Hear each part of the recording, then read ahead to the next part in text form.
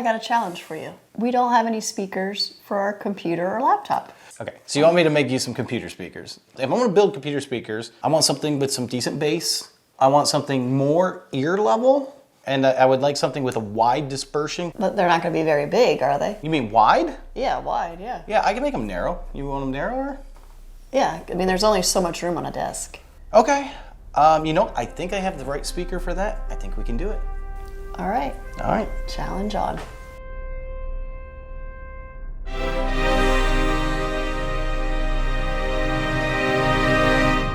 Now, when Sarah said to make it a challenge, she absolutely did when she said to make it narrow. And really, for a desktop speaker, it probably should be.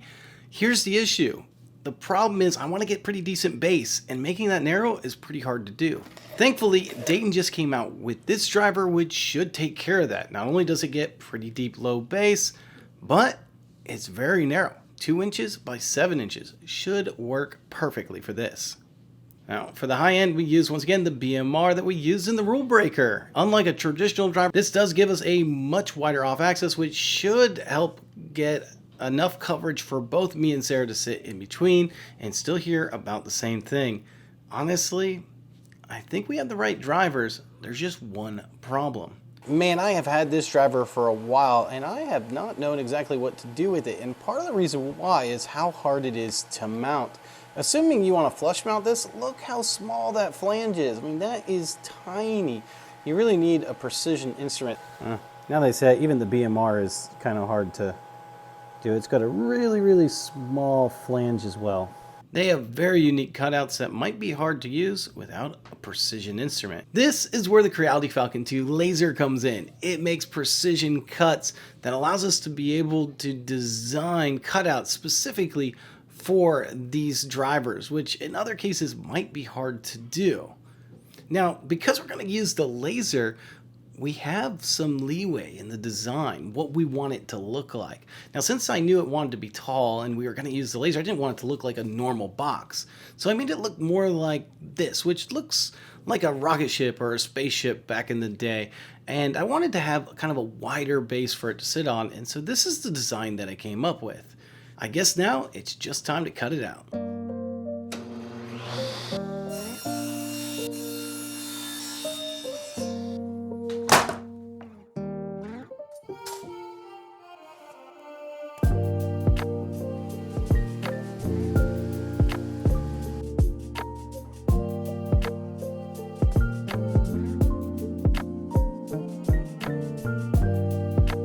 I love watching all that smoke flow right out that exhaust fan. All the smoke is gone. Another ½ inch done.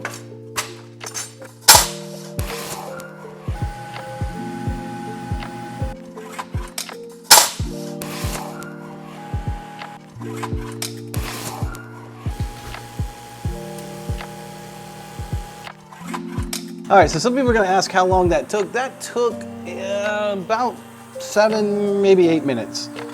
Unfortunately, I forgot to look exactly when it was, but pretty quick. And I have 2 of these cut out now. And see, all of these fell down. That is great. Later, we can open up the tray and take all of those out.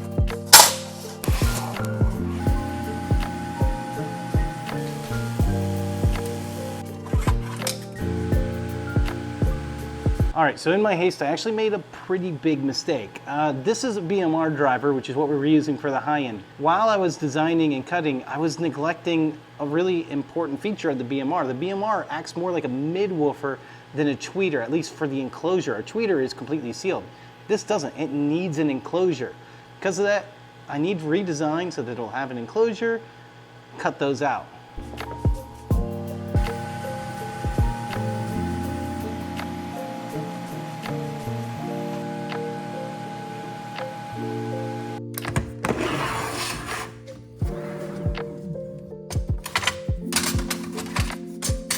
Now, technically, we could do the entire build out of plywood, but I want to push the laser to its limits, and I kind of want to make it look a little bit nicer on the front baffle and on the back with a custom binding post.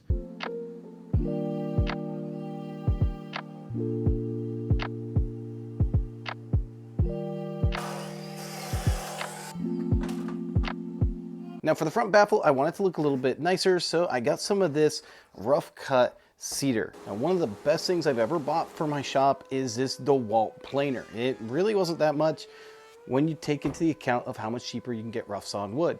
A couple passes through the planer, and we got this down to the thickness that we want to cut it at, and it's looking so good. We should be pretty well set with it being 1/2 inch thick, which is what the speakers are going to mount to. So I think this would be perfect for that. This one has a minor imperfection right here. And really for the very, very front baffle, I want it to be closer to about 1/4 inch. So I'm going to bring this one down a little bit more so I get it about the same thickness as the woofer frame. That way we can recess it perfectly.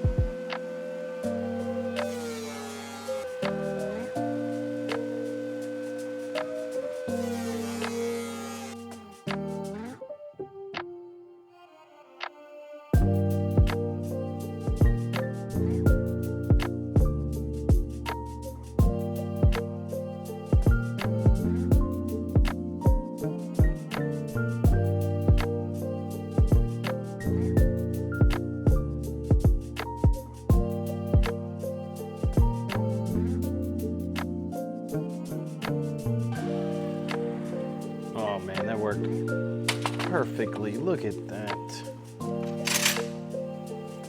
Now that all the pieces are cut out, I need to bring them inside and pick the final depth. Now, since Sarah was very adamant about making these small, I want to let her help decide the final size. Now, if we were going to go passive crossover, it would have to be somewhere around this size. But since we are going active DSP, we actually have a lot more leeway with the box size, especially with this woofer. So where do you want to cut this at? Here? No. So this is like the absolute bare minimum. And that's because of the, and actually it needs to be a little bit, one more actually is that. This is the absolute bare minimum because that was still pushing up. And that's because of this suspension down here. Well, we want room for this suspension to move while also not hitting the binding posts. So I'm thinking another 3/4 of an inch, maybe even a whole inch. That should fit all the components, and they should also look nice.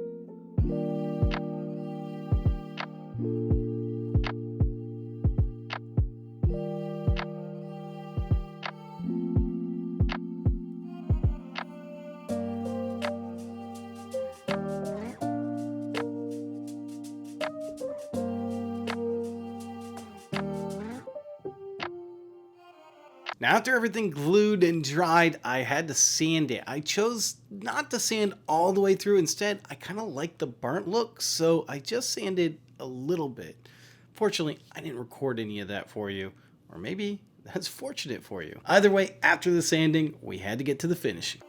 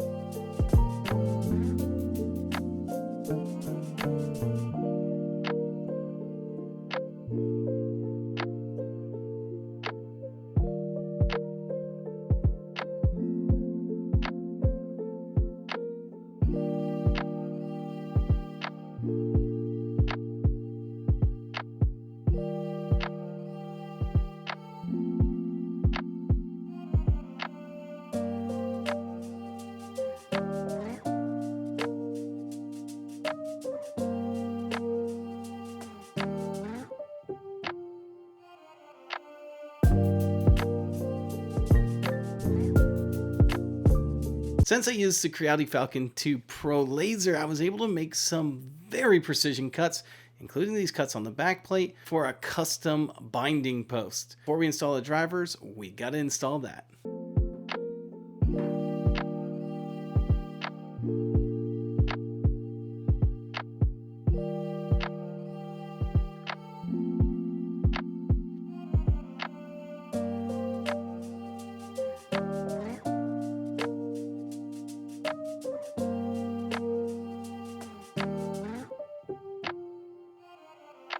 Now all that's left is to install the drivers and see what Sarah thinks about them.